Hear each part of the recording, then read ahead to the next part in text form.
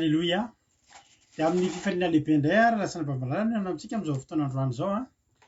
Fifaliana ho andray ny miarabana rehetrarehetra izay tonga tratrantsika eto amin'ity androany ity ao anatin'izao fandarantsika vavaka fiambenana izay rano amin'ny fandarana andramika izao a. Ny Aki radio a, ny mpikambana anatin'ny vavaka fiambenana, ny groupe izay maharesy izay miaraka aminay isan'andro manatotona izao fandarana izao. Dia fiadanana tompony eo amintsika rehetrarehetra. Dia faly miarabanareo a, na dia efa alina indray ary ny andro, efa alina tara be tsika androany vao nanomboka, nefa mbola reo indray nareo a. Dia fialan-tsiny ny atao voalohany satria nisy ny fandarana izay nataontsika tany amin'ny namantsika any Canada tamin'ity androany ity a, satria miverimberina kely indray aloha ny anaovantsika ny toriteny any amin'ny Madagascar TV any Canada. Dia nanao ny fandarana teo a, rehefa niteny any moa izao hoe amin'ny folo minitra tsika manomboka rapitso anaty fanentanana tamin'ny androany noho ny fisiany izay asan'Andriamanitra izay nifanindry a, izay nefa samy izy daholo moa izany dia tsy maintsy ataontsika daholo ho voninahitran'Andriamanitra. Ka dia misaotra antsika rehetra mbola tonga eto indray a. Dia fiadanana tompony ho aminareo ary izaho mino fa izao fiaretatorintsika izao a dia tsy ho very maina akory fa andraisantsika valiny lehibe dia lehibe tokoa amin'Andriamanitra. Ka dia tahiny Jesosy tsika rehetrarehetra. Androany ianao vao tonga miaraka aminay eto a, dia teteny aminao hoe maharitra hatramin'ny farany ary aza mbola miala aloha fa izaho mino fa tsy kisendra zay ny nahatongavanao teto fa tena tian'Andriamanitra mihitsy ny nahatongavanao teto a. Misy hafatra tiany omenanao amin'ity androany ity. Raha androany ianao vao tonga eto dia aza misalasala miaraka aminay, micommente ohatran'ireo ankizy rehetra miditra an-tsehatra ao anatin'ny ady-hevitra sy ny resadresaka ataontsika eto sy ny fianoana fa raisinay an-tanandroa ianao a, tena hoe takandreo lasana bavy rehetra izay tonga eto aza mihafahafa fa tianao eto a, tianao Jesosy a. Dia mahereza androany a dia raha nabavintsika Naël niditra voalohany teto androany. Tahiny Jesosy manokana nabavi Naël, tsy ianao ihany a, hatramin'ny ankohonanao dia ho tahin'ny tompony dia izay iriny fonao ataon'Andriamanitra aminao a. Ianao niditra voalohany teto dia tahinao manokana ianao nabavi Naël. Yes, mihitsy izy tahin'ny tompo a, iaina ny fandroany a, Misfit, Berta, tahin'i Jesosy Kadaka, Mampionina, ao ihany koa i Fitia, dia ao ihany koa i Kadaka Fitia Mampionina, Erikaraka, Tongasoa, Emelovlitina, Razana Monika, Sandola, Soa Ofisialy, Mama Valitina, dia Marijo, dia Mama Valitina, Tina Rakotoazaka, Andoandry, Tsiry Amboaramiel, Yaingo Nirina, Koda Leoni, Soa Meva, Koatre Kamaradin'i Jesosy Tongasoa, Tojo Mikael, Angela Io, Mamy Violette, Olom-baovao, Yama, dia tahin'i Jesosy Mamy Violette, raha androany ianao vao hitako teto a, dia Tongasoa ohatrany tsy vaovao amiko ihany moa izay anaran'izay. Yama, Tongasoa ihany koa, Kotre, Samina, Zinata Eoda, Amboaratsiky, Badin Rodriguez, dia tahin'ny tompo Zinata Eoda, Nambinitsoa, Suzelle, Geneviève, Eve Manambotsoa, Iladanina, Tongasoa daholo nareo a, faly mahita anareo a. Dia matoky fa ifampahireto indray amin'ity androany ity. Tsisy isaorana Naël, Jessica Patitsia, Bersava, Nova Rosen, nanaona ny tsy efa sitrana tanteraka. Dia tahin'ny tompo Ranabavy Lina artizanay a, dia tahin'ny tompo ihany koa Verselina, Mami, Erika, Alléluia, Marijo. Tahiny Jesosy tsika rehetrarehetra. Fiadanana tompony eo amintsika rehetrarehetra ary androany moa ny ekipa araka amintsika eto a, raha nabavintsika Tsiry Amboaramiel ny vavaka fanombohana eto Frantsa.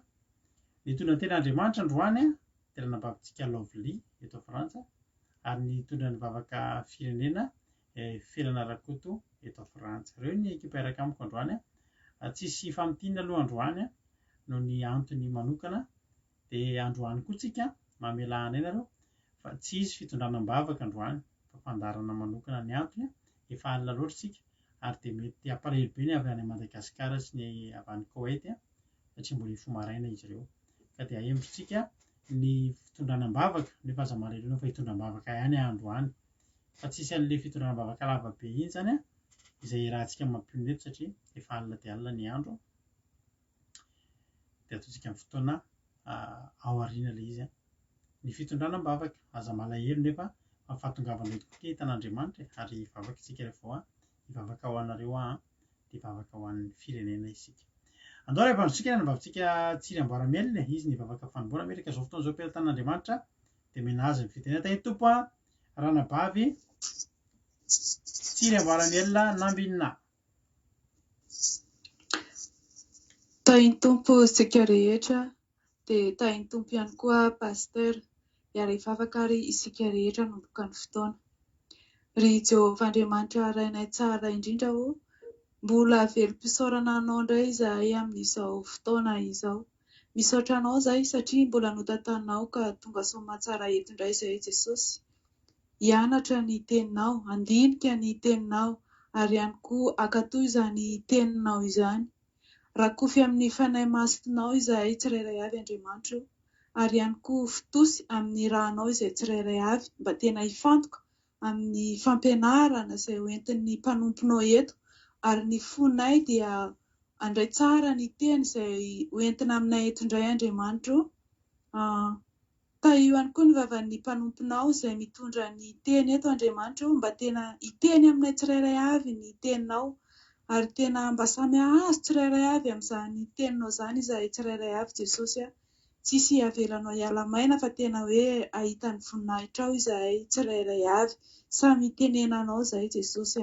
Misaotra anao izahay satria raha ny herin'ny tenanay tsirairay avy Andriamanitra dia tsy tonga teto akory izahay, tsy tafavory teto izahay, tsy tafajoro teto fa noho ny fanahy masinao izay nitantananay ary nanome fanetretenanay dia tonga teto izahay Andriamanitra manaiky no tantaninao indray ary manetry tena eo anatrehanao izahay tsirairay avy Andriamanitra ary kosa hanindrahindra sy hame voninahitra ny anaranao.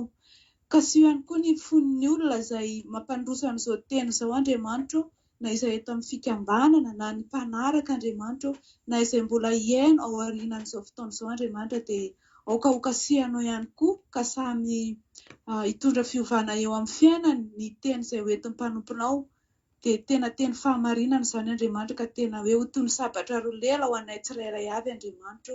Andrasandrasa ny zavatra izay rehetra tsy mety nataonay sy izay mbola mitapikopikotra any anatinay ihany Andriamanitra dia horavaravan'ny teninao ary ny fahamarinanao no amboleny izany teninao izany aminay tsirairay avy dia mifono aminao ihany koa izay Jesosy raha nisy zavatra tsy araka ny sitraponao nataonay tamin'ity tontolo andro ity.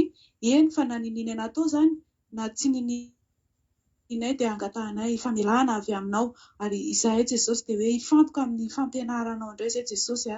Ka io ny koneksionanay mba handeha tsara ny fotoananay eto Jesosy ary tena hiparitaka Jesosy dia misaotra anao izay Jesosy ny amin'izao fandaharana izao izay tena hoe mbola hajoronao ary tena matsapy izay Jesosy fa hainoana ny teninao sy ny fahamarinanao ary tena hoe filazantsara marina no zarainay Jesosy dia tena misaotra anao izay nomenao an'izao fandaharana izao sy ny mpanomponao izay tena hoe mitory ny fahamarinanao tokoa Jesosy ary tsy manao ny ainy ho tsy ho zavatra Jesosy fa tena hoe manindrahindra sy manome voninahitra ny anaranao. Ianao anie Jesosy mbola hampitombo be ny ositra izay omenao an'izy ireo ary koa mbola handrato olona izy ireo mandra-pahatonga anao eny amin'ny rahalanitra Jesosy dia voninahitra dia ho anao irery. Misaotra Jesosy malalo. Amen.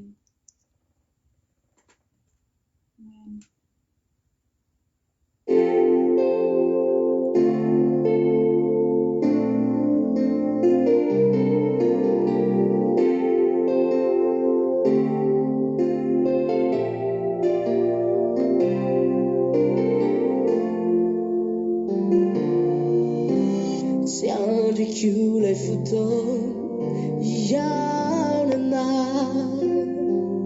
mba ilazako ireo tsy aritro hitantarana fitiavana fotoana mamy ankafiziko indrindra dia ny hoe ho anilanao satria tsara loatra ny miaraka aminao.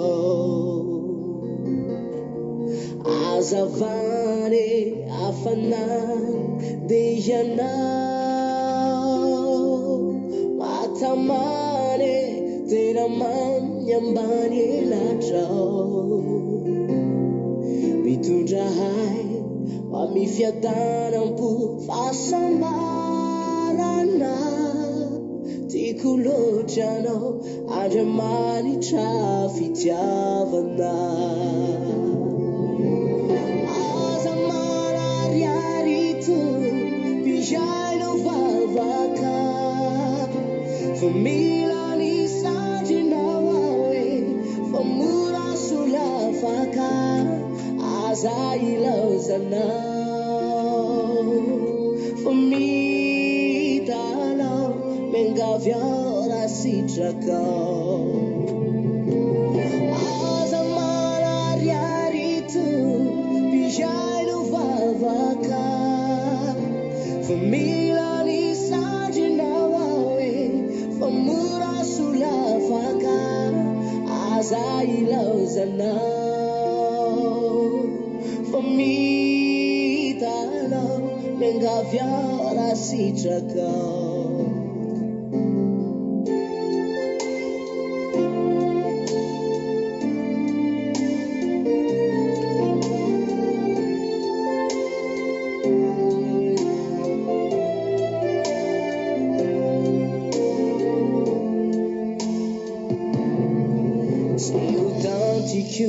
Mitsy eo amin'ny lalao, zay ho vitanao iray minitra azy anao no mandao.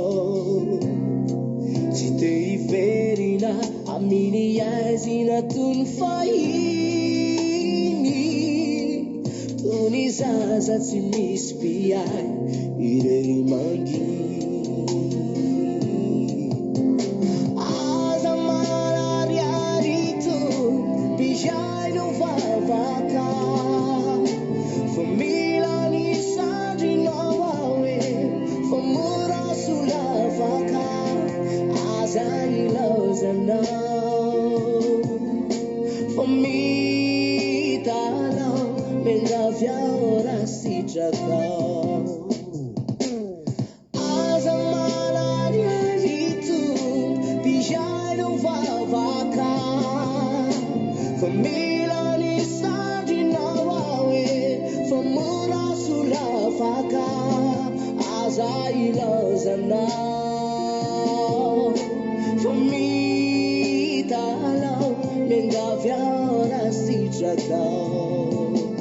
Aza ilaozanao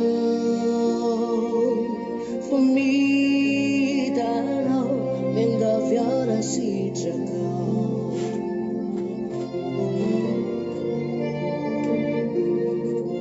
Fa mitanao mengavy ao raha sitrakao.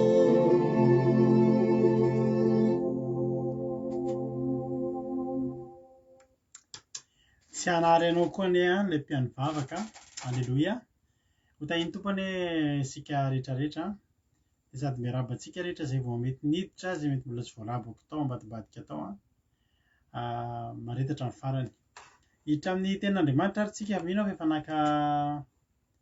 naka toerana tsara ianao rehefa eo aminao ny baibolinao hianao tenin'Andriamanitra tsika, dia rehefa avy eo miverina eto mamelabelatra ny tenin'Andriamanitra amintsika tsirairay avy.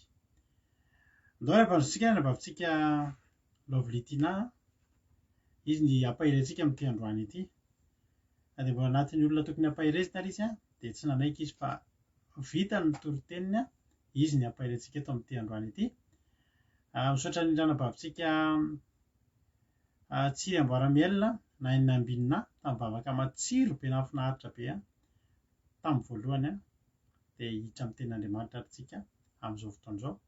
Ka dia menofinaritra ary tsika tsirairay avy tsara le hira, tsara le hira.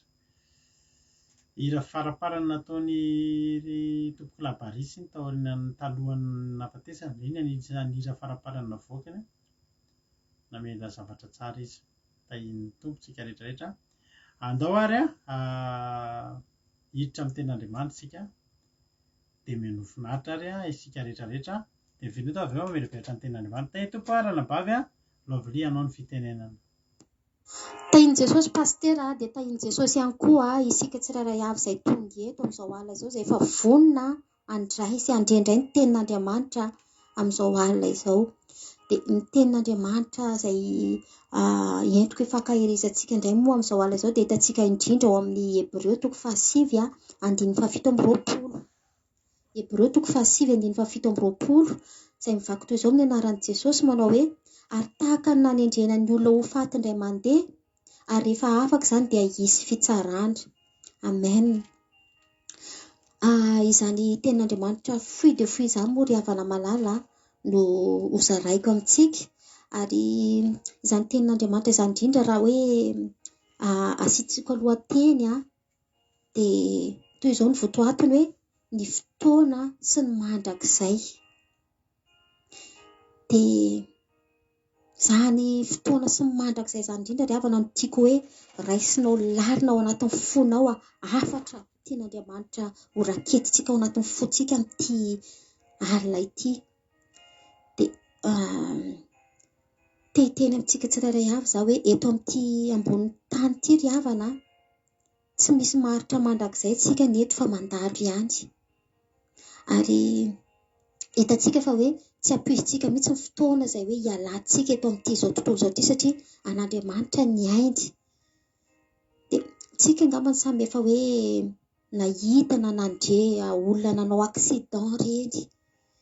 Rehefa hoe nisy olona iray na dia nivoaka ny trano ohatra dia tsy nieritreritra mihitsy ny olona iny hoe ho faty na hoe tapitra teo ny fiainany. Fa mivoaka fotsiny ilay olona dia mandeha dia nanao accident. Amin'ny fotoana mihitsy ry havana tonga ny fotoana izay hoe nampanao accident izany indrindra ka maty ny olona iny ry havana, miala ny ainy, tsy afaka atao ninina intsony, tsy afaka tsaboana intsony na ny dokotera raha tsy afaka manao ninina intsony ry havana fa tena hoe ao anatin'ny iray mpimaso dia vita hatreo ny ainy. Dia tahaka an'izany ihany koa ny fiainantsika olombelona ry havana. Dia ny tiako hatongavana indrindra ny tiako ambara indrindra amintsika amin'izany ohatra amin'ny resaka accident izany indrindra ry havana no tiako fantatra hoe manahoana ny fahavononantsika, manahoana ny fahavononanao ny amin'ny mandrakizay tsika tsirairay avy reto. Dia misy tenin'Andriamanitra moa milaza amintsika manao drony amin'ny Jakoba any, Jakoba 4 andininy 7 manao toy izao hoe fa tsy mahalala ny ampitso ianareo, inona moa no hainareo fa zavona ihany ianareo izay miseho vetivety dia levona. Zavona ihany miseho vetivety dia levona. Dia izany indrindra ry havana malala araka izany tenin'Andriamanitra hoe zavona izany tahaka an'izany io fiainantsika io. Akopaka ny rivotra indray mandeha, misy tsioka indray mandeha ny zavona ry havana dia tsy hita popoka fa manjavona. Dia tahaka an'izany io fiainantsika io. Ary tsy misy na iray aza amintsika tsirairay avy reto afaka mampitombo io androm-pahavelomantsika io na hoe afaka hiteny hoe mbola tsy teo faty androany fa aleo amin'izao andro vao atao faty. Tsisy amintsika na dia iray aza fa n'Andriamanitra ny aina ry havana. Izy ny tompon'ny aina, izy ny tompon'ny fahefana. Dia tia-pahatsiahantsika indrindra izany ry havana hoe ianao io raha toa ka hoe mbola variana amin'ity fiainan'izao tontolo izao ity, mbola variana amin'ny karazam-pahotana izay mangeja mamatotra anao amin'ity izao tontolo izao ity ry havana malala, dia mitongava saintsika hiova. Mitongava saintsika ry havana malala hoe manahoana ny fifandraisanao amin'Andriamanitra. Voakolokolonao am-pitiavana hoe izany fifandraisanao amin'Andriamanitra izany. Imasoanao lalina ve ry havana malala izany fifandraisanao amin'Andriamanitra izany sa hoe ianao ilay olona sady tsy mangatsiatsiaka ianao tsy mafana amin'ny fitiavana an'Andriamanitra fa maty tanteraka. Izany hoe sady tsy miroso amin'ny fanarahan-dian'Andriamanitra ianao fa aty amin'ny mamosabaka ianao izany ry havana. manona ny anaran'Andriamanitra nefa manao izay mifanohatra amin'ny sitrapon'Andriamanitra. Dia ny tenin'Andriamanitra ke ry havana efa milaza amintsika hoe ianao raha sady mangatsiatsiaka ianao no tsy mafana ianao dia efa ho alohan'ny vavan'Andriamanitra nge ianao ry havana. Dia manontany ianao za ry havana hoe efa vita fihavanana amin'Andriamanitra ve ianao io? Efa niraisinao tompo sy mpamonjy ny fiainanao ve Jesosy Kristy ry havana malala? Mba hahafahanao mandova an'izany fiainana mandrakizay ampanantenan'Andriamanitra anao izany. Tsy hoe milaza ny tenin'Andriamanitra hoe zahana antsika dia mionona amin'izany amin'ny mahazanak'Andriamanitra izany antsika izany dia mametraka fahatokisa-tenitsika hoe na merimberina fahotana tahaka n'inona aza za, na merimberina fahadisoana tahaka n'inona aza za dia hoe tsy maintsy ho voavonjy satria tsisy olona maro eto ambony tany, satria samy efa manoto tsika. Tsy ry havana, itsika izany manota izany indrindra nge ny tongavan'i Jesosy Kristy teto ambonin'ity tany ity mba hanavotana antsika, mba hialantsika amin'izany fahotana izany ry havana, mba hananantsika ny fanantenana ao amin'ilay famonjena nge ry havana malala so diso hevitra tsika. Dia za moa ry havana jovavolombelona kely amintsika za ny amin'ny zavatra ny ainako vao haingana dia haingana. Zao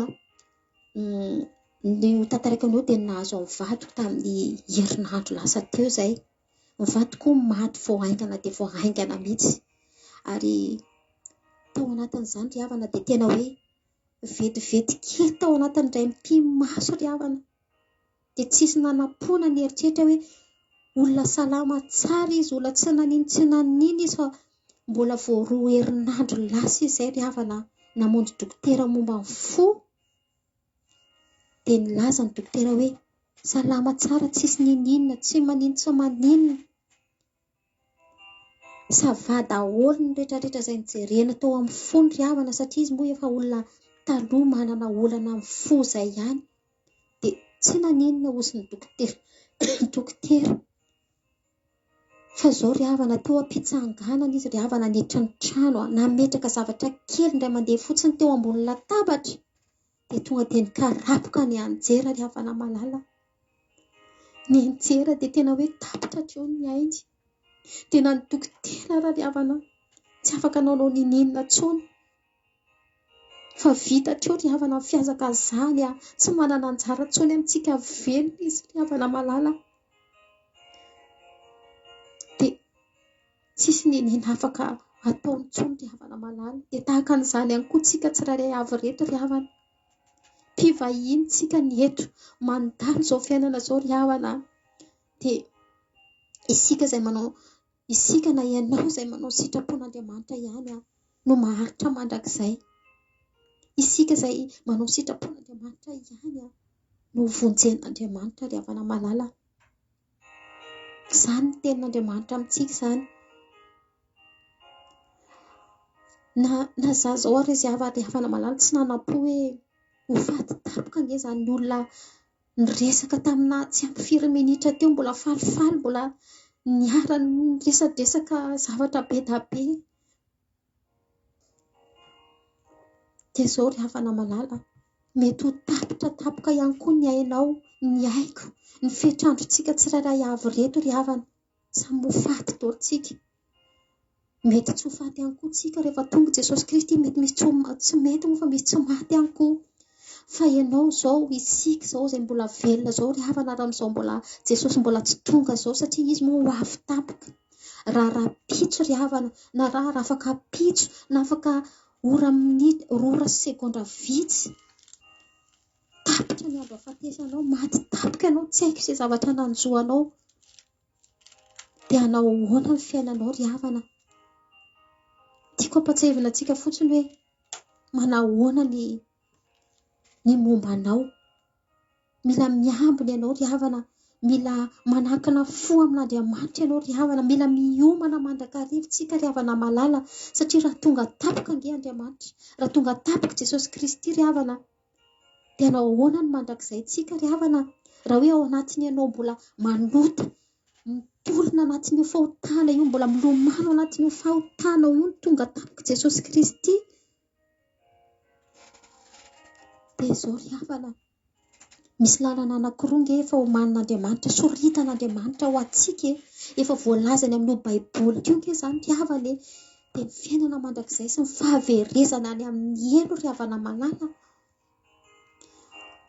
Ary ny tenin'Andriamanitra matoa manambara an'izany tsy maintsy ho tanteraka ny tenin'Andriamanitra ry havana, fa tsy haiko hoe ianao ve mino ny fisian'Andriamanitra ve ianao, mino ny tenin'Andriamanitra izay voalazan'io baiboly io ve ianao ry havana, sady hoe vakiana ianona fotsiny dia lazaina eny ambavy eny fotsiny fa tsy tanterahana, tsy ankasitrahana ny tenin'Andriamanitra. Dia izao ry havana, te ho voavonjy ve ianao ry havana, ianao dia mbola velon'aina izao miovay ianao, manatona ianao an'Andriamanitra, mibebay ianao ry havana malala. Dia raha tonga tampoka ny andro ahafatesanao misy antenainany aminao. Dia izao ry havana malala, mazava tsara ny tenin'Andriamanitra izay manambara antsika an'izany fiavian'i Jesosy izany ho avy ho an'ny olona izay hoe tia azy izy. Dia raha mbola tsy nandrain'i Jesosy Kristy ianao ry havana malala, raiso izy ho tompo sy mpamonjy ny fiainanao amin'izao ora sy fotoana izao, dia manapahy ianao hevitra fa raha tonga tampoka Jesosy raha tonga amintsika koa ny fahafatesana, veritsika sady tsy an'Andriamanitra tsika fa any amin'ny elo any, tahaka ny zavona manjavona indray mpimaso ry havana. Dia araka izany fijoroana vavolombelona izay nataoko tamintsika izany indrindra ry havana malala, dia manenina raha tsy manambara an'izany aminareo an'izany tenin'Andriamanitra izany mba hiovahantsika, mba hakatsika lesona hanarantsika an'Andriamanitra, satria handova fiainana mandrakizay nge tsika ry havana, mila vita fihavanana amin'Andriamanitra nge tsika ry havana malala, satria ny tenin'Andriamanitra raha efa milaza fa manamboatra fitoerana ho an'izay tia azy Andriamanitra, ho an'izay miandry azy. Dia raha vakiantsika moa ny teny any amin'ny Korintiana voalohany any, 2:7 dia mivaky toy izao hoe, fa araka ny voasoratra hoe izay tsy mbola hitan'ny maso ary tsy mbola reny sofina na niditra tao am-pon'ny olona na inona no efa namboarin'Andriamanitra ho an'izay tia azy. Dia isika no nanambaran'Andriamanitra izany tamin'ny fanahy, fa ny fanahy mamantatra ny zavatra rehetra na dia ny saina lalina izay an'Andriamanitra azy. Amen. Na inona ozy izy no efa namboarin'Andriamanitra ho an'izay tia azy. Raha tian'Andriamanitra ianao ry havana manana fanantenana any amin'ny fiaviana ianao, dia miandry azy ianao, dia miambina mandrakariva ianao ry havana malala. Dia mino sy manantena ry havana fa voarainao izany tenin'Andriamanitra izany. Mino sy manantena fa nandray lesona ianao dia vonany bebaka mandrakariva ianao ry havana, fa tapoka ny aina, tsy mampilaza ny fahafatesana ry havana, dia hajanony hatreo manomboka izao ry havana, fa ekeo Jesosy Kristy hajanony ny fitondran-tena tsy mendrika, ny fahotana maro isan-karazany izay mbola hoe mangeja anao. Dia voninahitra ny eo an'Andriamanitra rery ihany ry havana malala, hatramin'ny taloha indrindra ka ho mandrakizay tianao Jesosy ry havana, dia miovay ianao. Aleloia, amen. Aleloia. Sorantsika an'Andriamanitra izany tenin'Andriamanitra izay retiny anabavitsika Lovelitiana izay tokony hampahery anao, satria izany ny zavatra ny ainany. Vao tsy ela ny tapa-bolana izay no nandao azy ny vadiny, ary tao anatin'ny tampoka izany, tena tampoka tao anatin'ny raim-pimaso, tena tampoka izany, tsy nisy nana-po na ny olona teo an-tanàna ary gaga hoe vao eo ny nandalo teo, fa nampaherezintsika moa izy, mbola ampaherezintsika koa izy, maherezatra any. Tsy ny olona rehetra koa ny ao anatin'ny fahoriana ohatranao hoe avindonam-pahoriana mbola mahavita manomana toriteny, ary nefa tena nampaherena izy, satria zavatra tena niainanao mihitsy, tena nanosika be an'ilay toriteny mihitsy entina hamperitreritra ny olona tsy hoe nitory tamin'ny vava fotsiny fa tena ny zavatra nenanao no nitenenao hoe tampoka dia tampoka izany fahafatesana izany ary tsy misy tompony rapitsotsika ary avaka malalako. Ary androany dia tsy fampatahotra akory ny ataontsika eto fa ifampahery. Tadidinao ry havana fa fahafatesana izany tsy mampatahotra satria samy andeha eo daholo tsika rehetrarehetra. Ny fahafatesana tsy mba atahorana fa kosa omanina. Haleloia. Ny fahafatesana tsy atahorana, ny olona mivavaka tsy matahotra ho faty. Fantany napetraka ao, raha maty ianao, miala eto ianao makaiza. Makaiza. Zay fotsiny. Miala eto ianao dia makaiza. Fa ianao tsy maintsy hiala eto. Tsika tsy maintsy hiala eto. Fa miala eto tsika dia makaiza. Aiza ny destination-tsika, aiza ny direction-tsika makaiza. Fa ny olona tsy manana an'Andriamanitra dia matahotra ny ho faty. Matahotra ny ho faty. Tsika tsy matahotra ny ho faty. Fa tsika matahotra ny hoe aiza isika amin'izany fotoana izany.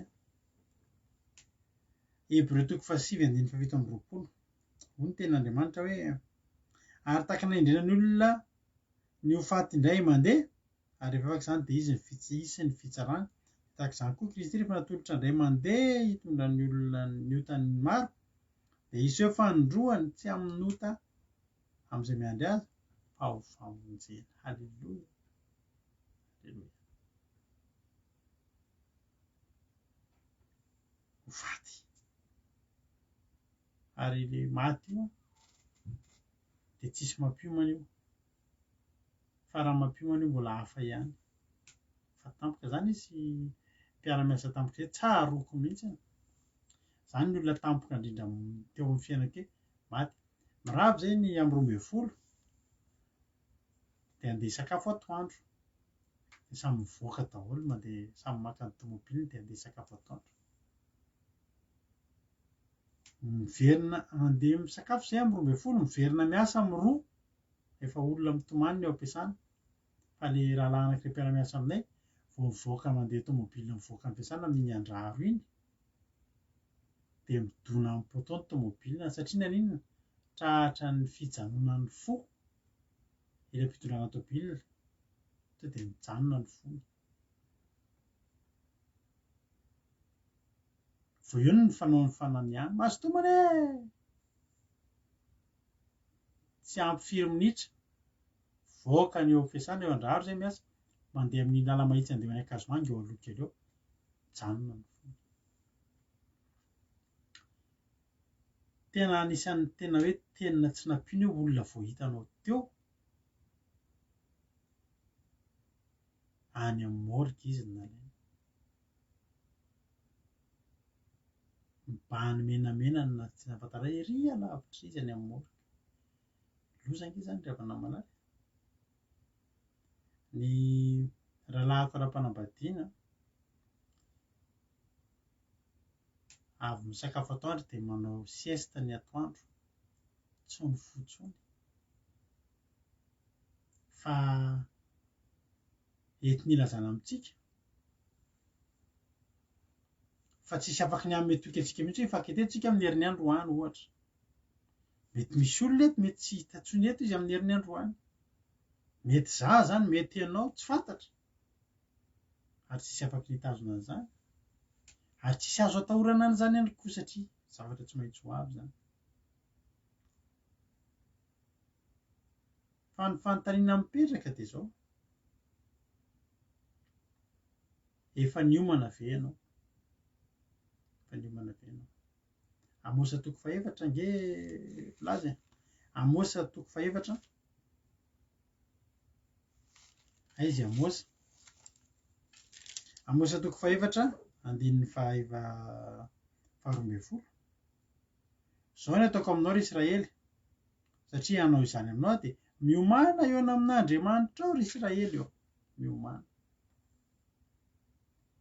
ny fiomanana eo amin'Andriamanitra tsy aoriana ianao maty fianao rehefa maty dia maty tsisy nina azonao atao intsony fa ny fiomanana eo amin'Andriamanitra dia ianao mbola velona ary vetivety io fiainana io jerena ry havana ny fotoanantsika very tao anatin'izay fotoana tsy nivavahantsika izay tsy eo very fotoana lavitra be tena hoe nitoro teny andro tsy atao paririonareo fa lasa malahelo ny olona efa nitadinareo sy mamanareo daholo nareo zany fa andefa ny fahatsiarovana tsy maintsy misy fetina mpieritrretana antsika kosa hoe zako zao vao tamin'ny volana août ny nandohany ireny tao anatin'ny tampoka ary izaho miteny hoe raha misy zavatra tokony ataonao amin'io akaikinao io dia ataovy dian'izao tsaroako mihitsy tamin'iny fotoana iny fa maty alakamisy ny reniko nefa izany lahady ozy ianao zany nanana vaovao mahafaly be dia tsy mbola niteneniko fa ho zay lahady maty zay matetika vakanso andrasako amin'ny lahady hoe hetsoko amin'ny mama mba hahafaly azy ty vaovao ty izy maty lakamisy afatra voalohany raha misy zavatra tianao atao amin'ny olona akaikinao halleloia marina zany erika matsiaro tsiaro le izy raha misy zavatra tianao tenenina tianao atao fifamelana tianao atao amin'io akaikinao io zao ny fitanaovanao azy fa ny aho zany lahady ile zaza vaovao mahafaly amin'ny mama maty izy lakamisy tsy henony intsony vaovao mahafaly misy hira anankiray zay hira tiako be tamin'izaho mbola tanora ny hiran'ny titran'izy hoe raha tsy tonga tsy nomony rapitso if tomorrow never comes tsy haiko ny hoe naniny if tomorrow never comes iny hira iny tiako be tamin'izany dia iny hira iny milaza manao hoe raha ohatra ianao tsy mifoha intsony rapitso dia efa mba nitenenao ve le olona tianao hoe tianao izy androany tsisy fotoana hitenenana izany intsony zay mbola eo ihany fa nisy fotoana nitenenanao tamin'Andriamanitra hoe tiako ianao Andriamanitra moa vita fihavanana ve ozy le hira hira tena nahatsiarovana anahy mihitsy iny hira iny raha nampahave Erika halleloia dia aiza ho aiza ndo hifamela ozy izy soameva mifameladian'izao tsika tsy tomponapitso zavatra roa nitranga na tsika miala eto anatin'ny tampoka be na Jesosy tonga eto amin'ny tampoka be tsy maintsy tonga izay zavatra izay fa fanontaniana Amosa 4:12 efa miomana ve ianao eona amin'Andriamanitra fa mila fiomanana zany eona amin'Andriamanitra izany rehefa tonga etsika tampotampoka eo anoloan'Andriamanitra tampoka ianao izay misy ny tonony Angela halleloia ny zavatra fionatsika amin'Andriamanitra io zavatra tokony hiomanantsika indrindra tsy haiko hoe hiomana amin'inona ianao inona zavatra tena mba hiomananao fa isika dia ny fionatsika amin'Andriamanitra no tena olona Jakoba nitenen'ny anabavintsika teo Jakoba 4:17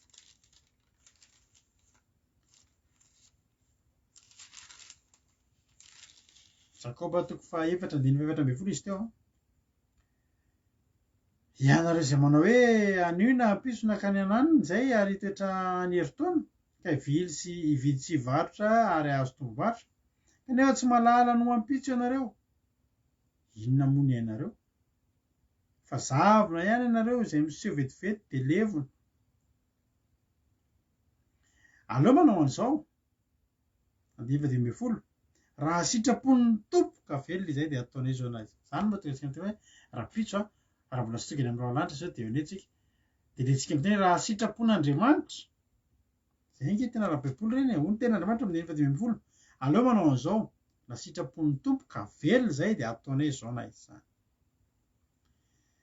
fa izao dia mirehireny amin'ny fahasahianareo ianareo ma ratsy ny firehariana raha etra toy izany ko izay mahalala no soa nefa tsy manao dia eloka ho azy zao zany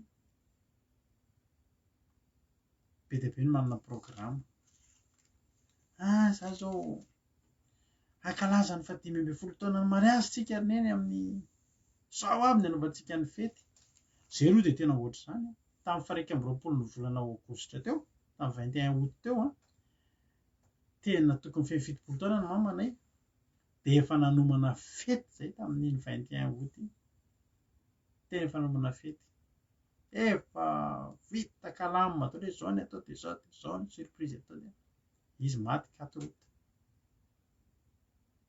ny fikasana be dia be fa tsy teo intsony raha tokony hanao fikasana ianao dia zao atao foana leo amin'ny fikasana ataonao io raha sitrapon'ny tompo raha sitrapon'Andriamanitra ka velonaina dia mba te hanao trano haleluia raha sitrapon'Andriamanitra ka velonaina dia mba handeha hanao an'izao zay ilay zavatra ho avy fa ny zavatra iainanao androany dia zao ny omaly ny fionanao amin'Andriamanitra tsy ingeravana malala dia zao isika io efa teneniko foana ty isaky mitorotena momba an'izay isika isan'andro dia manoratra ianao io zao nanoratra androany za tsy mahay manoratra na mahay manoratra na tsy mahay manoratra efa isan'andro ianao manoratra fa zao ianao tsy manoratra fa ianao milalao misy tantara eo soratana dia ianao mpilalao ny tantara ary ny zavatra mahavariana rehefa amin'ity tantara anankiray ity hatramin'izay soratana aloha ny boky soratana aloha ny rehefa manao sinema dia alefa aloha ny script dia script amin'ny teny anglisy soratana aloha ny script dia rehefa avy eo amin'izay zay voalolohavana ilay tantara ohatra hoe hanao tantara tsika izany dia teniny zao teneniny olo zao manao tantara tsika izany tantara amin'ny RNM dia ohatra Andrenia Suzel miteny hoe manahoana ranabavy dia misy soratra indray hoe artizanay manahoana nareo inona ny vaovao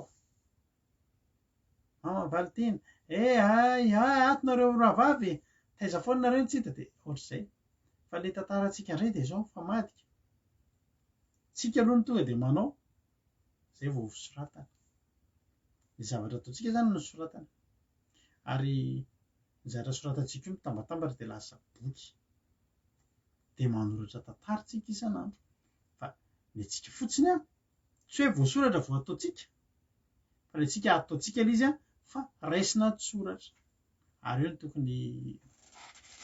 tokony ho tandremantsika tsara satria misy anjely ampiarahana an'Andriamanitra miaraka amintsika dia ny ataon'io anjely io tsy miteny antsika hoe zao atao ny fanamasina aloha dia miteny antsika manolo-tsaina antsika fa io asan'io anjely io dia zao manoratra amin'ny tanana taratasy stylo tsy hita maso dia mijery izay ataony fotsiny dia manoratra androany 24 volana novambra $100 dia nifoha tamin'ny 7 maraina ary rehefa nifoha izy dia somary nanaoka izay izy somary dia avy eo izy nitsangana dia nandeha nanao an'izao rehefa nitsangana izy dia nandeha nakarisy dia nihinan-kanina izy dia zao no nataony dia avy eo izy nihaino akiradio teo am-pihainoana akiradio izy dia natsiaro voakasika ny fony dia tsaroany fa tokony handeha hivavaka izy dia indro fa nandohalika ny vavaka $100 rehefa tonga ny tamin'ny 12 dia noana $100 dia nahandro sakafo izy ary dia ohatr'izany dia vita ny androany andeha atory zao ianao rehefa vao dia avy ny eno fandarina vavaka fiambenana ery ana miaro ny aina ohatra dia somary ohatry ny te atory izy dia somary nanaoka fa ny izy nifantoka tsara ihany ary rehefa tapitra ny fandarina dia namboatra ny fandrinana izy ary dia indro fanatory midy ny boky ianao matory fotampoka moa anao amin'ny alina dia eo ilay anjery dia ny fotampoka izy tamin'ny ray maraina ary nijery teo am-baravarankely tsisy nininona iny fanoverina natory voasoratra dia mifondra izy raha fitso dia iny rehetrarehetra iny lasa boky dia iny boky iny tsy very ao iny fa iny boky iny ry havana mitambatambatra tsika manaraka manoratra boky ny ranonabavy Lovely zao ny boky ny vadiny zao tapitra tanteraka misy ohatra hoe fin amin'izay ny ambany tamin'ny tapabolana lasa ny tsika ireo tsy fantatra aiza ho aiza zao ny bokinao ary io boky tsy fantatra ny atapelany io rehefa misy miteny avy any ambony tapitra dia tapitra ny boky akatona ny boky tsy misoratra intsony fa io boky io mbola hosokafana isokafana io any amin'ny apokalipsy toko 20 no vakitsika apokalipsy toko 20 andininy 12 vakitsika ty apokalipsy toko 20 ohatra reny teneniko teo le anjely tsy matory ka ny anjely tsy matory miasa andro aman'alina raha matory ny anjely dia amin'ny alina tsika mety tsy manana fiarovana fa ny anjelin'i Jehova mitovy manodidina izay matahotra azy apokalipsy toko 12 azafady apokalipsy toko 20 andininy 12 vakitsika amin'ny anaran'i Jesosy manao hoe ary nahita ny maty na ny lehibe na ny kely nitsanga teo alohan'ny seza fiandrianana ary nivelarina ny boky ary nisy boky iray koa nivelarina misy boky roa zany fa ity boky iray ity ilay nisoratantsika ary nisy boky iray koa nivelarina dia ny boky ny fiainana zany boky ny fiainanao halleloia dia nivelarina ny boky ny fiainana zany ary ny maty dia nitsaraina arak'izay voasoratra tao amin'ny boky araka ny asany dia ilay zavatra nataony asanao zavatra nataonao ihany ny voasoratra ao raha tianao hamaky zavatra tsara ao an-danitra ao dia anaovany tsara aloha raha tianao hanoratra zavatra mampitataina ataovy mampitataina tia hanoratra zavatra mampalahelo ataovy mampalahelo tia hanoratra zavatra ratsy dia manao ratsy io no sokafana dia io no soratana io no vakiana io no velarina ka manoratra boky tsika io ny pazin'ny boky tsika ny fantatra ny azo ny pazin'ny boky eo amin'ny 570 taona ampitombona 573 ampiana filo novambra moa tsika androany izy mavaka manao an'izay compte izay 365 fois 45 dia plus 30 octobre mandrapatonga ny androany plus 25 izy mavaka manao an'izay compte izay azafady 365 fois 45 dia plus 25 zay azo zany ny pazin'ny boky izy zao moka an'izay compte izay voalohany misaotra azy tsy haiko ny bokinao firy page fa ny azo izay mipazy ary eo amin'ilay fahafiry page zany za androany izy mba namoaka an'izay compte izay azafady 365 fois 45 dia plus 25 ny azo izay tsy haiko ny anao kotio fa ny avy teo anatin'ny 14 fois 365 teo ny tena mba hitako hoe nanomboka nanoratra halleloia ka io boky io sokafana ny azo zany zao misaotra misy fita 16425 page zany zao ny anahako ny boky ary tsy fantatra zao vino ny tapitra tsisy ny temitsy any tonga any amin'ny 50 na tonga any amin'ny ohatr'izany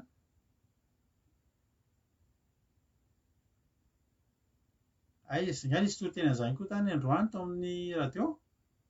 Alleloia. Zay fa tsy fantatro io boky io tonga hatramin'ny roviana io. Ny zava-dehibe dia zao, io boky io sokafana misaotra ny Naël, misaotra ny Misfit, misaotra ny Tsiry Amboaramelona. Alleloia. Misaotra anareo 16450 zany. Satria mbola plus 25 Misfit, mbola plus an'ilay 25. Misaotra ny Naël. Alleloia. Fa tsy fantatritsika io mijanona roviana.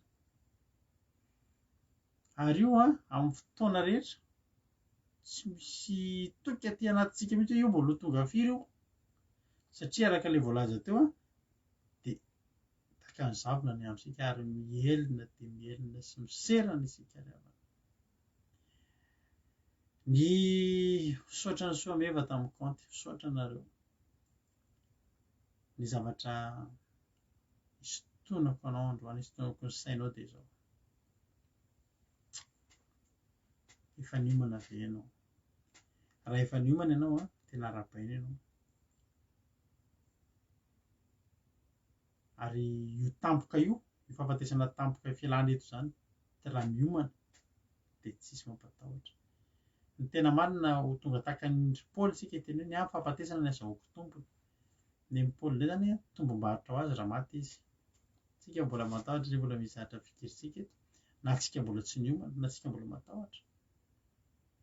Fa riavako. Ny olona mpanao viveriny ihany ary manao viveriny ihany satria mieritreritra hoe miala eto izy tonga dia voavonjy. Isika miandry an'i Jesosy tsika, ary tsika ho any an-danitra tsika. Fa amboary aloha nefany. Tena ataovy sira tsara ny tenanao hoe tena tonga any an-danitra ve izaho tena miala eto. Ianao ihany dia afaka mamaly an'izay satria nandeha namola volan'izay lalan'izay ve ianao? Nampizatra ny tongotrao handeha amin'io lalana makany amin'ny famonjena io ve ianao? Izay lalana ety sady tery ny ten'Andriamanitra. Ety sady tery. Ny zava-dehibe aminao androany tsy ny fatahorana ny fahatongavan'izany, fa ny fatahorana sy fanontaniana hoe za ve a? Alleluia. Niomana. Korintianina 1:2. Vakitsy vakiny ny vavintsika teo 9:7. Korintianina firy moa izy teo raha nabavy Lovely. Korintianina 1:2, 9:7.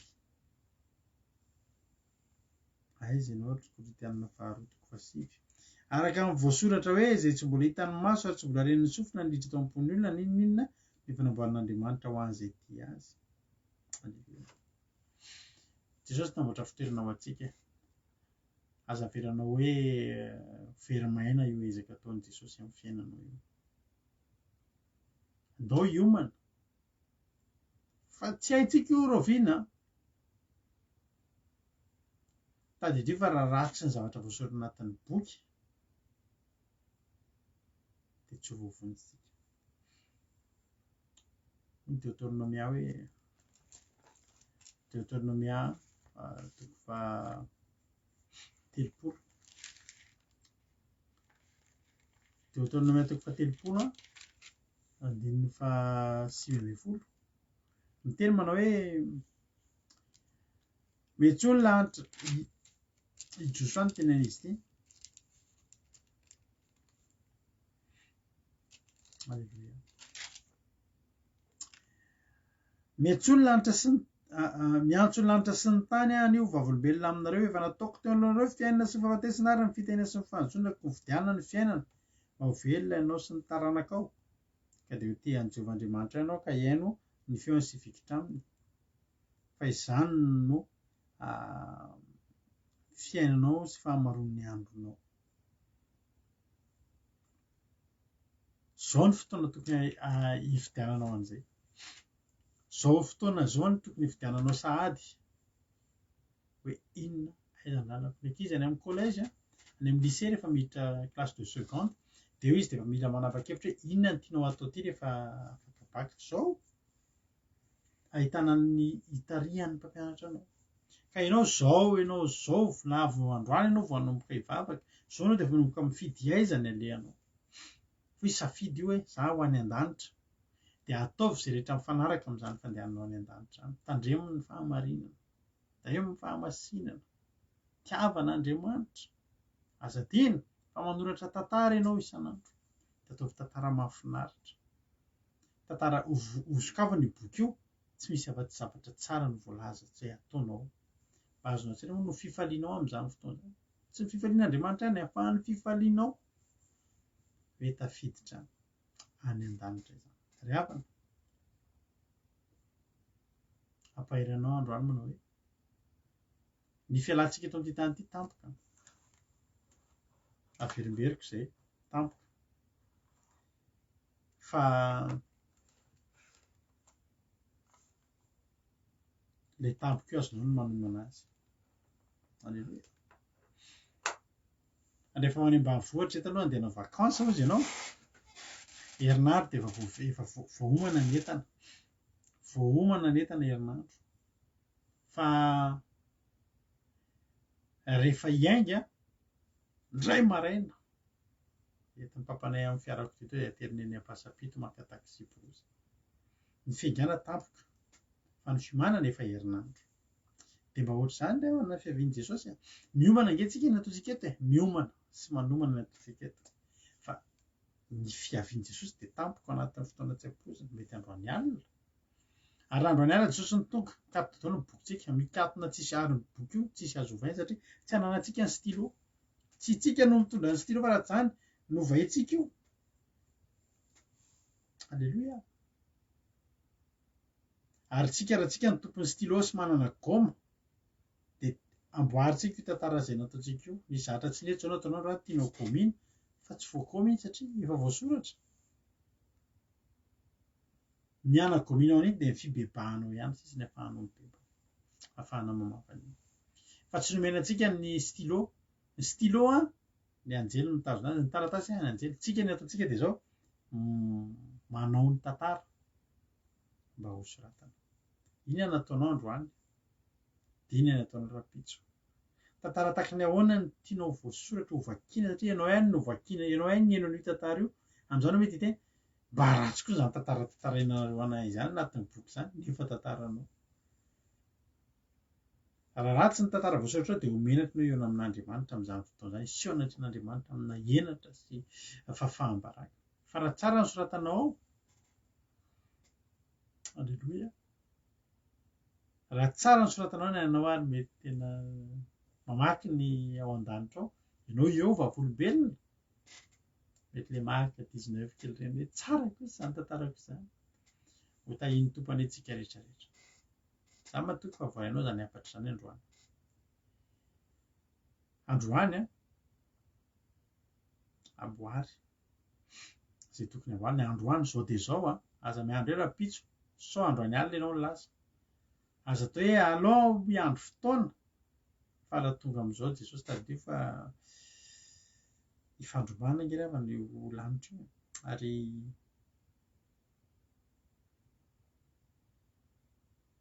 maty ampoka any izay olona mivavaka kristianina nefa tsy miandry an'io satria io ny zavatra ngezabe indrindra andrasany tadidiko tamin'izay mbola kely izy nareo no nahita an'ity hoe inona hoe izy ity rambon-danitra kometa d'Halley izy nahita an'izany tamin'izany zay mbola kely ndao hijery komety dia nijery komety ka iny komety iny mbola afaka 100 taona indray 90 taona indray izy vao miverina eo ry havana androany tsy hainao hatramin'ny roviana hatramin'ny 4 io bokinao iny atsahatra any amin'ny 4 ianao zao raha tsy netiny teo aloha atao ahoana moa raha niraraka tsy azo rofona intsony fa ny faharoa sy ny fahatelo azo atao intsony satria Andriamanitra tianao ary Andriamanitra mbola miandry ianao ary Andriamanitra tena mbola tena te hahita hamaky tantara mahafinaritra anatin'ny bokin'ny fiainana Falerisika mamaky ny baiboly satria misy tantara mahafinaritra mampahery. Fa ny bokin'ny fiainanao io tena tsy andron'Andriamanitra izay hainonana io. Dia amboary. Fotoana mbola fanamboarana izao. Tahiny tompany itsika tsirairay avy matoky sy mino fa voarainao zany hafatra izany. Azao tsika eritreritra ry havako. Mieritreritra amin'izay ianao fa akaiky Jesosy. Ary ny bokin'ny fiainanao io raha tonga Jesosy io no mikatona voalohany. Raha mikatona nefa io nefa misy zavatra mbola tianao amboarina dia tsy azo tao amboarina intsony. Na manenina ianao na mibebaka ianao rehefa nalaina io dia tsisy n'inona azo atao intsony aminao. Androany za te hampahery anao mbola azonao atao no hanoatra ny boky. Ary io boky io tsy maintsy ho sokafana io ary tsisy lainga azo tenenina anatiny io. Tsisy kolikoly any, tsisy ninina fa io izay rehetra. Alleluia. Izay hetsika rehetra ataonao dia voasoratra. Ny zavatra tsara ataonao voasoranao, ny ratsy ataonao voasoratra. Androany tsika manomboka androany andao. Alleluia. Androany tsika androany amboatra. Ary hanao projet tsika fa hapetrakintsika amin'Andriamanitra raha toka mbola velonaina. Alleluia. Dia ho ataontsika izany. Voninahitra n'Andriamanitra matoky sy mino fa voarainao zany hafatra izany. Kitana manandrambo ilay izy izay mihitsy. Azafady tsy raha-boadanitra marina kitana manandrambo. Izy aby nefa nahita n'iny. Izay aloha tsy nahita. Nivoaka ihany tamin'ny alina fa tsy hitanay aiza ilay izy. Iny olona fiteny iny fa tsy hitanay. Ho tahiny tompany ianareo e. Za mino fa voarainao ny hafatra androany. Aza manaiky fikitra eto amin'ity tany ity sy mametraka ny fonao eto fa tampotampoka ianao miala eto tsy mahatondra ny inona. Vadiny Babylon tsy nahatondra ny inona. Ianao koa tsy hatondra ny inona. Tao amboarina ny mandrakizay antsika. Tao amboarina ny mandrakizay antsika. Milanao Andriamanitra tongany. Ho tahiny tompany antsika tsirairay avy. Mahereza daholo isika rehetra iherentsika. Sotranao ary senatra farany vavaka sika ao naterity. Alleluia. Mankasitraka indrindra.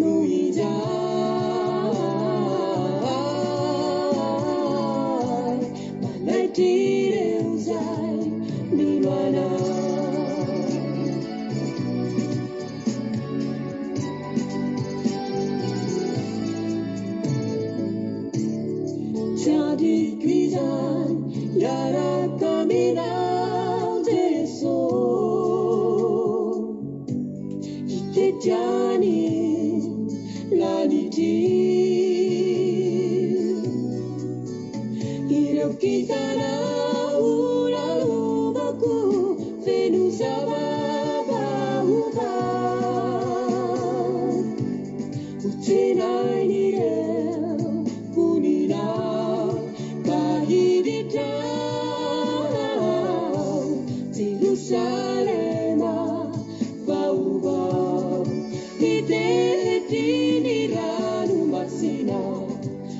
taratra maganoa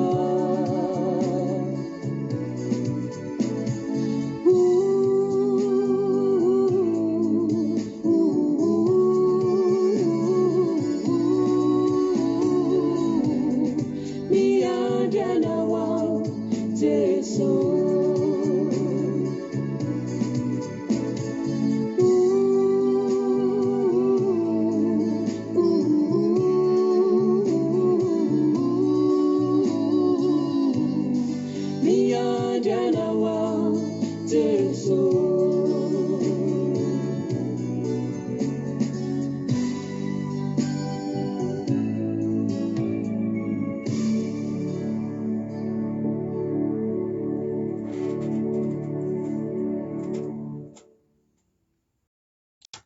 Halleluja.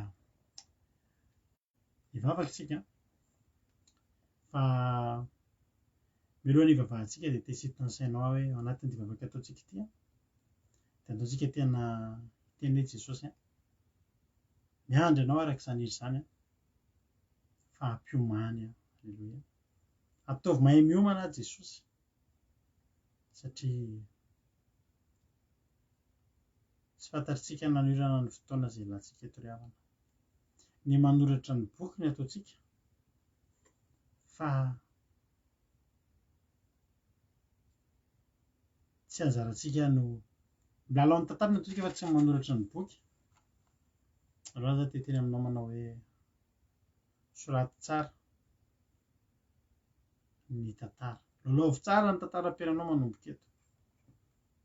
Fantatrao ankehitriny fa ny amin'ny apokalipsy fa indozy tsy maintsy ho sokafana izay boky ny fiainanao izay. Hotahiny tompany antsika tsirairay avy. Ivavaka isika amin'izao fotoana izao dia ataovy zavatra ngeza be any anatinao mihitsiny. Ary izaho Andriamanitra te hiomana. Ataovy tafiomana Jesosy. Aza avelanao tampotampoka izany ka ho tavela eto ivavaka isika amin'izao fotoana izao. Misaotra anao izay Jesosy tamin'ity fotoana androany ity. Misaotra ny amin'ny fampiomananao. Halleluja. Misaotra ny amin'ny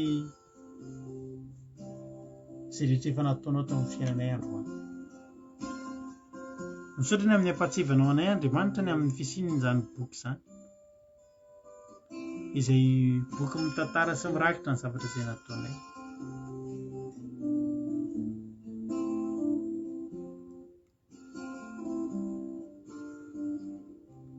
Mangataka aminao Andriamanitra amin'ity androany ity hoe ampio zahay ahay hiomana ny amin'ny fiavianao.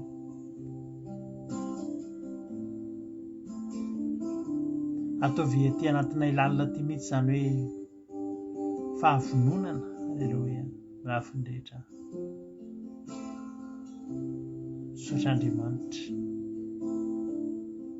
Misaotra ny amin'ny zavatra rehetra izay efa nataonao.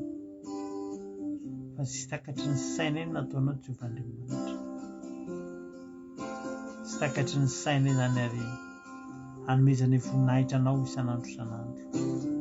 Fa zava-dehibe ny nataonao Jehovah Andriamanitra. Zava-dehibe ary rehetra midera sy mankalaza ary manome voninahitra anananao.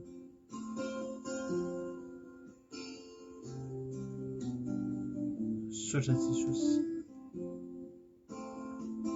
Misy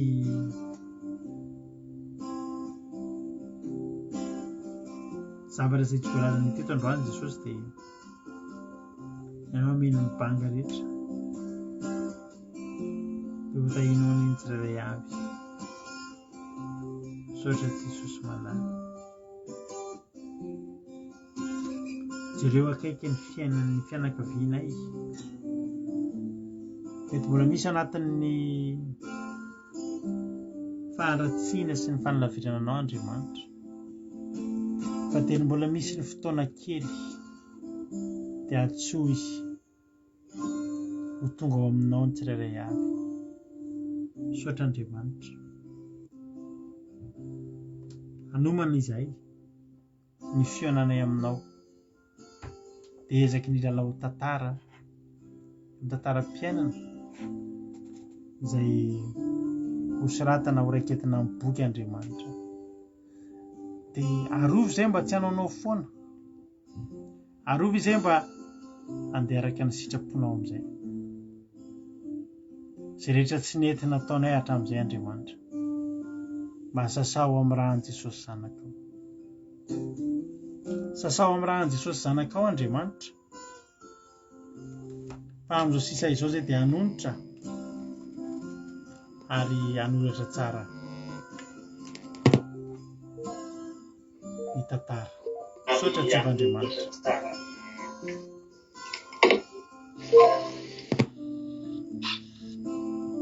Misaotra ny amin'ny fitiavanao Jehovah'Andriamanitra. Misaotra ny amin'ny fitiavanao ary dia matoka fa raha miareto izay dia nahazo ny anjara lesona ahafahanay mandroso indray Jehovah'Andriamanitra. Zava-dehibe aminay ny miomana, zava-dehibe ary fotoan-dehibe ny hamakinana izany boky izany, dia tsy ho afa-baraka izay Andriamanitra. Misaotra Jehovah'Andriamanitra. Tsy nisy koa ny fotoanam-bavaka androany Jehovah'Andriamanitra. Tsisy Jesosy ny fotoanam-bavaka satria tara dia tara ny fotoana androany. Eto dia mitondram-bavaka Jesosy ny tsirairay avy indray izay meno an'izao fandarana izao. Ao izay manana ny mahatery azy ny tsirairay avy. Ao ny mety marary, ao ny mety manana ny tsy ampy, ao ny mety misy olana. Jesosy ianao andalo misy tokantrano isam-batan'olona dia ndrahanao hikoriana feo anatin'ny tokantrano rehetra. Dia tondra fanasitrana nameno ny mibanga raha misy ny mibanga. Mba fahafenoana hita tsotro izao ny tsirairay avy Andriamanitra. Voninahitra ny anaranao Jehovah'Andriamanitra. Mihoatra lavitra noho izay nieritreretinay tamin'ny fangataham-bavaka sy fotoanam-bavaka teto androany no ataonao Jehovah'Andriamanitra satria miandrandranao reto olona ireto. Misaotra ray io. Dia tsy voalaza ianao mahalala ny mahasoa dia voy Satana faritra amin'ranao tsy afaka hitsaingo kana dia litera ray aza tamin'izay nitoriana teto androany. Fa tsy maintsy tafiomana izay. Tsy maintsy miomana izay. Ho voninahitra ny anaranao. Misaotra Jesosy. Halleluia. Amen. Hivavakantsika amin'izao fotoana izao an'ny firenena. Atao ampandrotsika ny babitsika felina rakoto hivavaka ho an'ny firenena. Angatahana izay rehetra miaraka azy anaty appel mba hanapaka micro. Ndao ohatra nampahafelina rakoto. I love you Lord. Tain'ny tompontsika rehetra miaraka hivavaka ary tsika. Izao izay ry ranay tsara indrindra raha mbola tanteraka teto indray ny fotoam-bavaka izay natao tamin'ity androany ity. Misaotra anao satria nahazo nay indray nandray ny teninao, teny izay mampiritreritra anay ary teny mampirisika anay ihany koa Jesosy, ny tokony halalanay fa mandalo izao fiainana izao sy ny filany. Fa izay rehetra manao sitraponao no maharitra mandrakizay. Tompo, teninao koa dia izay koa Tompo dia tena tsy tokony ny ampitso, ka aoko fantatray fa tokony fikitra aminao izay, tokony hibebaka eo anatrehanao izay Jesosy. Ny mbola misy ny fotoana azonay miakohaka eo aminao sy manantona anao. Dia misaotra anao izay Andriamanitra satria ianao no mahalala ny momba anay tsirairay avy, ianao no mahafantatra ny androm-piainanay, ka dia apetraka eo am-pelantananao, ko mangataka izay Jesosy ary mifona sy mibebaka eo anatrehanao izay mba azon'ny malagasy rehetra famelan-keloka ho an'ny firenenay, indrindra Jesosy betsaka ny fahotana maro izay vitanay, ka mangataka aminao izay mandrafo aminay Ray Malalo, mba aoka ho vita fihavanana aminao indray Jesosy ny malagasy rehetra, mba ho sambatra izany firenenay izany. Fa raha ny olona izay natsoina amin'ny anarako no avy anetry tena ka hiala amin'ny ratsy fanaony, ka hivavaka dia mino sady matoky izay Jesosy fa anasitrana an'izany taninay izany ianao Andriamanitra. Mila an'izany teny izany Jesosy ny malagasy rehetra, mila an'izany Madagasikara satria ny teninao Jesosy dia marina, ny teninao dia velona sy mahery, ary ny teninao koa Jesosy dia aina ho an'izay mahazo azy ary fahasalamana ho an'ny nofo rehetra. Teninao koa Jesosy dia eny sy amenina ka manantena an'izany izay rairay tsara indrindra fa hiaina amin'izany famindram-ponao ianao mba ho sambatra ny firenenay, ho ambinina ihany koa Jesosy Madagasikara, satria voalaza ny teninao ihany koa Jesosy manao hoe sambatra izay voavelany elony sady voasarina amin'ny fahotany. Ka ho tanteraka amin'ny Malagasy sy Madagasikara anie izany teninao izany Andriamanitra, dia izany ny fanondrinay. Dia entinay ambavaka aminao koa Jesosy ireo vahoaka marobe amin'izao fotoana izao izay ao mety miady amin'ny aretina Jesosy, tsy manana fahefana hiatrehana ny fitsaboana akory amin'izao fotoana izao. Ao ireo izay tsy mihinana sakafo ara-dalàna, miara-pahasalamana, ao koa ireo izay sahirana ara-bola, tsy manana na dia fidiram-bola ary, ao ny tsy manana kialofana. Hany ka ao koa Jesosy ny voatery tsy mahita asa fivelomana, ka voatery angalatra, voatery soloky ny namana, ao ary andaingandainga amin'ireny namana ireny. Ao koa Jesosy izay mandry tsy lavoloha noho ny fandriam-pahalemana. Ao koa Jesosy miady amin'ny tsirariny eny amin'ny fitsarana. Ao ireo tokantrano maro misaraka, mifamono Jesosy. Ao ireo izay marary miady amin'ny fahafatesana. Ao ihany koa Jesosy ireo hiaran'izay herisetra sy ny zavatra maro mety tsy voatanisaka eto. Andriamanitra vonjeo araka ny famindram-ponao reny, ary aza misy adinoana na dia iray ary satria tsy misy tiana ho very na dia iray ary Jesosy, fa asa ny tananao ka aoka didinao ihany. Apetrako ampelantananao izany Jesosy, ary tanterao koa Jesosy ny teninao an'ny Madagasikara hoe salama sy ambinina anie tahaka ny nanambina ny fanahinao. Dia matoky Jesosy fa horakitina renao izany tonom-bavaka izany, dia apetrako ampelantananao. Dia raha saraka eto izay Jesosy ny amin'izao alina izao indray, dia mangataka ny fanamasinao izay hirotsaka any anatin'ny tokantrano tsirairay avy amin'izao fotoana izao izay mandray izao tenin'Andriamanitra izao. Ianao anie Jesosy ny andrakotra ny fanamasina amin'ny torimasony tsirairay avy, ary dia amohana indray raha tonga ny maraina vaovao mba azonay mbola misaotra, midera ary manome voninahitra anao indray Jesosy. Dia mankasitraka ny rainay tsara indrindra, voninahitra ny eo anao ka hatramin'ny taloha indrindrako mandrakizay. Aleluia, amen. Aleluia, mankasitraka indrindra ny zokifelana koa isika tanatin'izay vavaka matsiro, vavaka ho an'ny firenena. Mankasitraka ary dia Andriamanitra malifity anao koa tamin'ny asan'Andriamanitra izay nataonao androany, dia tapitra eto ary ny fandarantsika. Ka raha sitrapon'Andriamanitra ka mbola velonay isika, dia raha pitso indray isika amin'ny eto manatitra vavaka fiambenana amin'ny 9 ora indray fa tsy amin'ny 10 intsony. Raha tsy izay moa zavatra mitranga dia ny amin'ny rahalandry isika ny hoana. Samy matory tsara daholo raha mbola tenao izao fandarana izao anao fiarahantsika eto ny tapitra, fa ny fiarahantsika kosa tsy tapitra raha miditra amin'ny site web any Active ianao www.andramokaizo.com www.andramokaizo.com afahanao mihaino izao radio ampahery anao samy hita Andriamanitra daholo dia samy hita in'Andriamanitra isika tsirairay avy. Misaotra anareo rehetrarehetra tamin'ny fandraisana anjara, misaotra anareo rehetra tamin'ny faharetana. Andriamanitra malifity, samy hita iny tompo raha fitsika mihaona eto. Aleluia, amen.